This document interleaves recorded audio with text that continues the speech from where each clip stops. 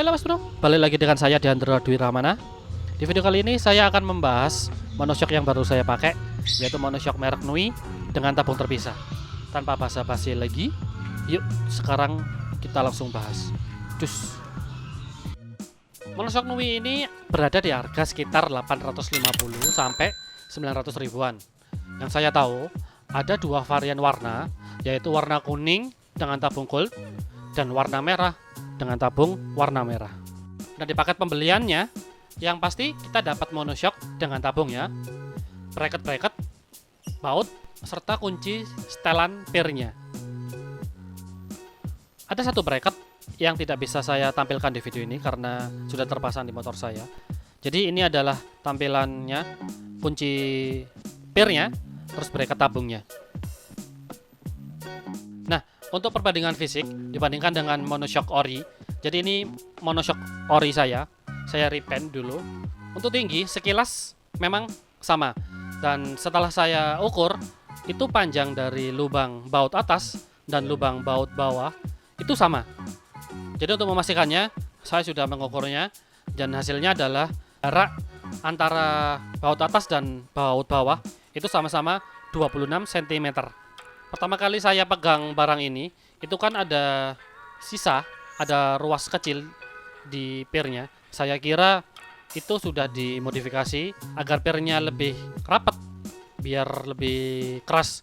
Nah, ternyata memang secara defaultnya itu dari pabrik seperti itu. Jadi ada kemungkinan kita bisa lebih bikin shock ini lebih empuk dengan bikin shocknya ini lebih longgar. Untuk diameter keseluruhan itu hampir sama. Ini angle dari atas untuk memastikan saja kalau ukuran diameter pirnya itu juga sama. Nah, untuk setelan, untuk adjustable kliknya dari hard ke soft itu ada 30 klik settingan.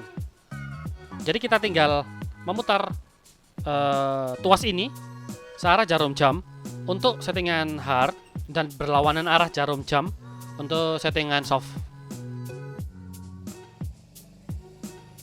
Nah, untuk pemasangannya memang karena monoshock ini PNP atau diperuntukkan untuk fiction, jadi pemasangannya itu PNP atau tinggal pasang. Cuma karena motor saya bodi belakangnya itu custom, jadi ada sedikit perubahan dikit untuk bracket tabungnya itu. Jadi untuk penempatan tabungnya itu sebenarnya juga terserah sih di mana. Karena dari paketnya sendiri sudah dikasih bracket untuk ditaruh di terserah di mana. Tapi jangan lupa agar gampang untuk men-setting, tempatkan tabungnya itu di tempat yang gampang digapai tangan agar gampang untuk setting-setting muter-muter adjustable-nya itu.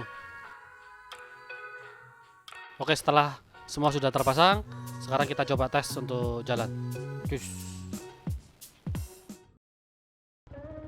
Jadi impresi saya pertama, ini memang waktu berangkat saya setting paling hard untuk merasakan bagaimana sih paling kerasnya itu. Dan ternyata yang saya rasakan itu masih ada nyaman. Ekspektasi saya biasanya kalau di jalan Batako ini bokong ini terasa kayak gatal gitu kalau kena getaran Batako. Nah, pakai Nui ini ternyata masih nyaman, masih enak. Kalau ketemu polisi tidur itu dia masih ngeredam, nggak seperti monoshock yang KW-KW harga lebih murah ya.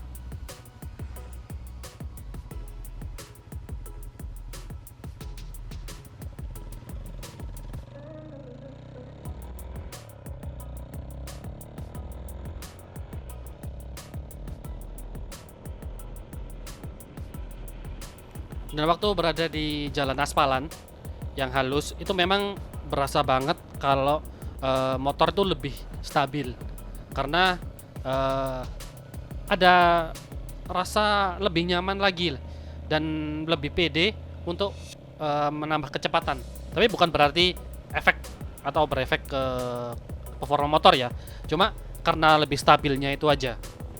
Jadi ini saya coba lagi ke tempat yang lebih banyak posisi tidurnya, dan saya masih ngerasa nyaman. Ini kondisi saya tanpa boncengan, jadi reboundnya itu masih halus, masih enak. Padahal biasanya untuk settingan paling hard ini biasanya lebih enak kalau untuk kita butuh handling lebih bagus lagi. Jadi misalnya untuk balapan atau untuk cornering atau dengan speed yang lebih tinggi lagi. Tapi dengan kondisi saya tanpa boncengan itu nyamannya masih dapat, meskipun settingannya itu paling hard atau paling keras.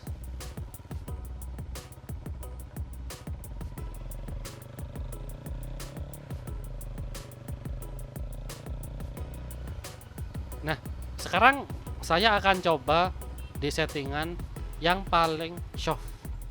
Jadi kita harus muternya itu sampai 30 kali ke arah sebelah kiri atau ke arah berlawanan jarum jam. Nah, rasanya kita kalau muter tuasnya ini, adjustable-nya ini dari hard ke soft, itu rasanya lebih enteng. Makin lama, makin klik, makin enteng.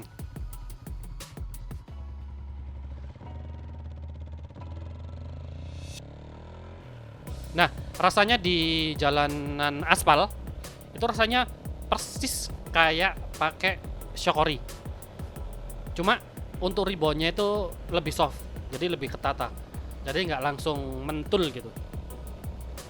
Waktu coba ke ground jalan atau jalan yang bertambal itu rasanya enak banget. Jadi nggak langsung mental gitu. Kemudian saya coba lagi untuk ke jalanan pemukiman, perumahan yang tidak terlalu rata, dan kemudian ketemu sama polisi tidur. Itu reboundnya baru kerasa kalau dia itu soft banget. Jadi softnya itu bukan berarti kayak shock bocor ya. Jadi enak, reboundnya itu halus. Jadi settingan soft ini bisa dibilang cocok untuk kalau kita sumpama sama pacar atau sama boncengan, agar mereka itu lebih lebih nyaman. Nah, biar lebih afdol lagi untuk review ini, saya coba ke settingan tengah-tengah. Jadi 15. Di tengah-tengah antara soft sama hard. Kita coba rasanya gimana.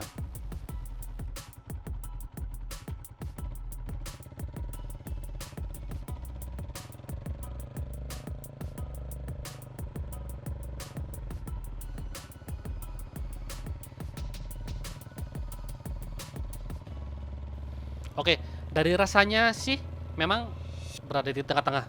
Jadi ada softnya, ada hardnya, di tengah-tengah banget. Rasanya itu memang kerasa ya, dia ada di tengah-tengah hard sama soft. Jadi memang kalau kita harus tahu karakter kita sendiri ya, karakter reading kita seperti apa. Jadi kalau semua mau beli yang seperti ini, pasti karena motornya beda-beda dan bobot ridernya beda-beda, kita harus punya settingan paling nyaman sendiri. Jadi saya nggak bisa memutuskan sendiri settingan apa yang paling enak, karena tergantung sama situasi jalan, terus kemudian bobot rider, terus kemudian ya bagaimana style kita untuk reading itu. Ya pasti dari saya, untuk settingan paling soft itu enak seperti ori, tapi lebih soft lagi, reboundnya lebih enak. Dan untuk yang paling hard itu enak banget nanti kalau sumama untuk di jalan-jalan yang halus ya, yang biasanya kita dipaksa untuk miring-miring kayak gitu. Jadi ini saja yang bisa saya sampaikan. Mohon maaf jika ada kekurangan. Kalau ada yang kurang jelas, bisa komentar di bawah atau DM di Instagram saya di @theoption. Jangan lupa di subscribe dan di like. Terima kasih, dan The Option out. Bye.